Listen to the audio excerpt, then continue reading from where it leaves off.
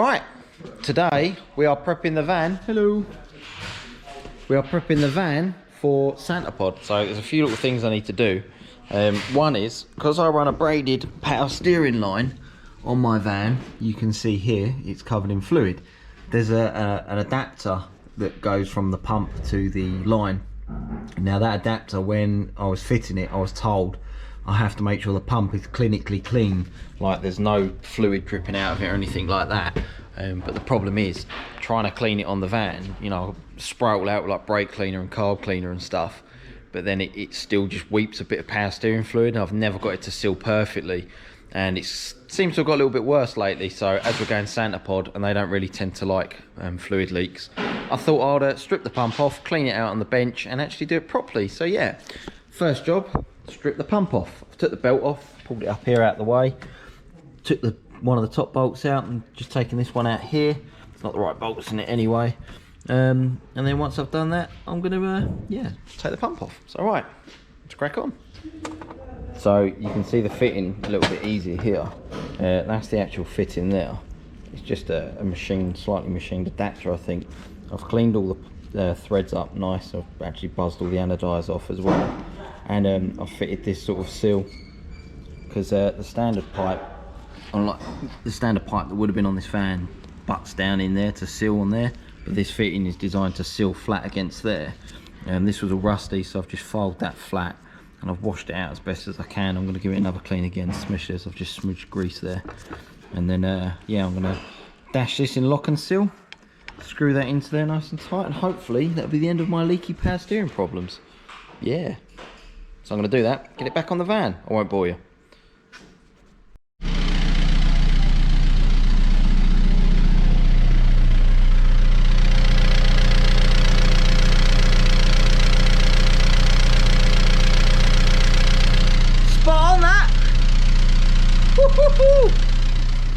So, sorted out the power steering leak, which is handy. Now, changing the spark plugs. These are nasty. It's been due a set of plugs for a while, to be fair. It's going to be warm. Yeah.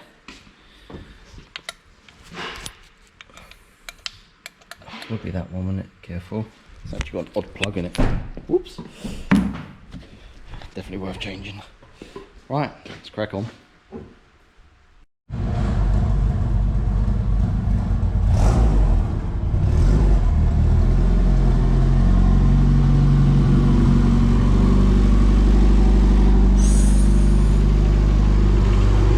Alright, Mr. Ford. How doing? Everyone's prepping their cars for pod today. You got to know your helmet. Yeah, oh nice. Just realised I haven't got a lot of fuel, so I'm going to go and get some of that. So, carrying on with the van, this wheel bearing had a little bit of free play in it. It didn't rumble too much, just a bit of free play. But if I got it just the right angle, the wheel hit the shock absorber, you see. And it made a horrible noise, as I'm sure you can imagine. So I thought, well, while I got a bit of free time, better change the wheel bearing. So I've knocked the flange out, and I've just managed to tap the inner race off the floor, the outer race off the flange. It's nearly there. I wonder if I can do it one single-handedly.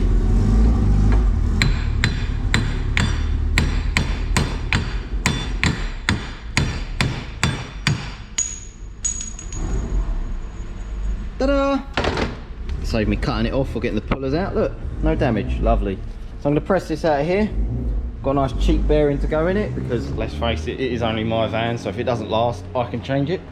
Labour doesn't cost me anything. This lovely Napa. Check that bad boy out. What do you want for 20 quid though, eh? Oh my god. I can't get the pieces packaged well. Look, even if I had ABS, it's got the ring, but I don't have ABS. I wonder if it would have been cheaper if I asked for it without ABS. So yeah, going to change this bearing, going to press that into there, give that a clean up, press the flange back in, give that a clean up, assemble this, and I was going to, so these coil springs are a little bit soft for my van, So much so that when I launched at Pod, if you look back at some of the other videos, I'll try and cut to a clip now or in a second. In one of my other videos, when I launched, it shuddered off the line, and when it shuddered, it snapped the back mount. Cut to that clip now.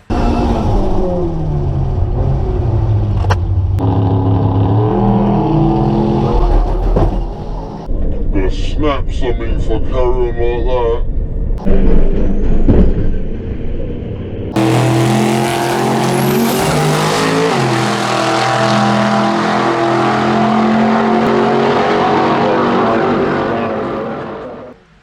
So yeah, the idea was to change these springs for something a little bit stiffer to stop that happening. So I ordered, where are they? Don't know where they are. These.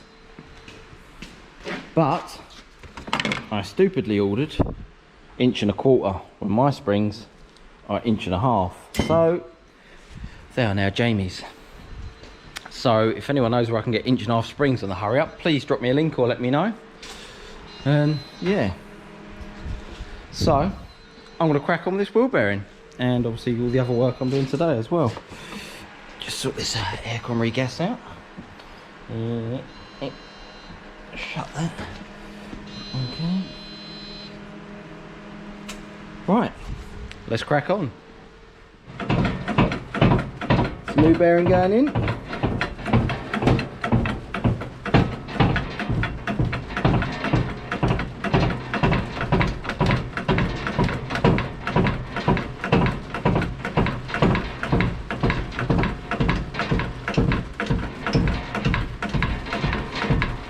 Push it until the note changes. You feel it go solid. Like that. That's solid now. That should be home. Woohoo! I even put the bearing the right way around for the ABS pickup, if it had ABS. If it had ABS, there's like a hole here, or here somewhere, I can't really remember, and then like the sensor just pokes through into there, but I don't have it. So, right. Put the circlip back in there. I'm going to use the old one because the one that comes with the kit is toot. Put that back in there, and then the drive flange can get pressed back in there. Right, let's do that. Right, so I have put the drive flange on a bearing so that it doesn't obviously smush on the studs. So I know now that them studs are not going to be sitting on anything. There's plenty of clearance under there. Now, when we push this bearing on, obviously the flange, so this will get pushed on like that. The press will press that down.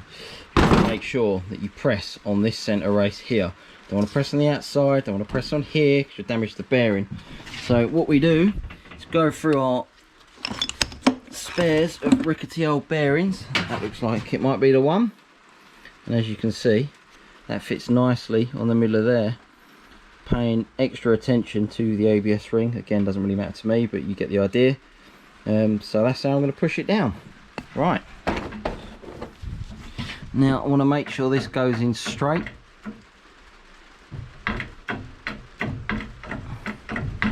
Yeah, that's fine. So I'm pressing on that center.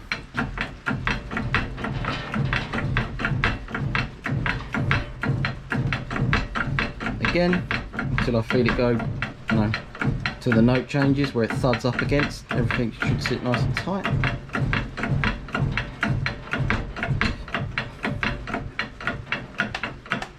Bosh. And that's the drive flange seated nicely. Perfect. Ow. That hurt. Right, put this back on the van now. So, the wheel bearing's all done. Got the van all back together. It's all sitting here looking lovely. I'd like to have given it a quick wash, but I haven't. Although it doesn't look too bad for an old van. What else have I done? Oh, my gear stick's a bit wobbly, so I was going to try and change the selector, the tower rather, because it's got a little bit of free play, and it's really annoying. And the other day I was in first, went into second, went for third, missed, and because it's a dog box I managed to get it back into first and did what we call a money shift. Luckily I wasn't going fast enough to kill it, or also 1-to-1 dip, that's another name for it as well. But I thought I had a spare tower, but I didn't, so I've had to put it back together with the free play, which is great. Other than that, nothing really else. Done the wheel bearing. Oh, I'll tell you what I did do. Obviously I was going to change the springs, but I got the wrong springs, duh. But what I did do while the wheels were off, I tightened up the dampening forks on the shocks. They were quite low because obviously I've been using it on the road, so I've set them to max, and it is a lot more stiffer at the front now, so hopefully that will help at this track. What else? No, nothing really else to report. Done an oil change on it. Didn't show you doing an oil change because that's just boring, even boringer than I'm being right now. But yeah, check the levels. Put some antifreeze in it. Changed the antifreeze a little while ago. I've given it a wipe underneath, just to get rid of any residue or anything that will drip on the track or get me chucked off. Check the lights, check the tyre pressures, torqued all the wheels up, just the standard pre-prep stuff. I'll change gearbox oil, put some fresh box oil in it as well. So that's all done. Other than that, no, it's good to go really. So yeah. Oh, I need to fit my R888s back to the front as well. They're on the wheels down the farm, so I need to go down the farm. I might chuck it back on the dyno. I might chuck it on the dyno. Today's Friday, tomorrow's Saturday. I've got a bit of spare time tomorrow, so I might chuck it on the dyno. So maybe we'll cut to tomorrow. Ta-da! Down the farm. Lovely day. Look at that. Can't see a thing, as you can see. So I was going to put my van on the dyno and tweak it a little bit. You know, just give it a little rundown, make sure everything's okay. But I've run out of time, because I've had old Alex down here with his bike powered MK. Ooh, how's it going, dude? Not bad, not bad. Just mounting a new rad. Oh wow, that looks better, doesn't it? Very Much nice. better. And then I've had this MK Palamines. Actually, I better disconnect the battery because I am leaving it here.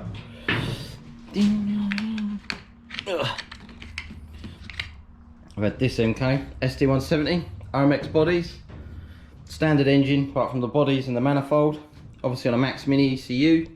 Just been wiring a few bits of that in, wired in Lambda controller so we can run closed loop and adaptions when he uses it on the road, so it will constantly self-map. Wired in the VVT, just balance the bodies, wired in oil pressure sensor as well. Obviously ZETEC stuff with oil pumps. Not so much the naturally aspirated stuff, more so turbocharged stuff, but what I've done is wired in a 10 bar oil pressure sensor, and then I'm going to set up like an engine cut, so if he's like flat out and it loses oil pressure, like if the the oil pump explodes or if it surges or something stupid like that, then it will just cut the engine out and then save a fault code, so then we can cross that bridge if it ever comes to it. Fingers crossed it don't, but it's always good to know. Other than that, workshop's still in the same tooty state as it always is. Still haven't done nothing with the doors, just turned up, ate some pizza, made a mess.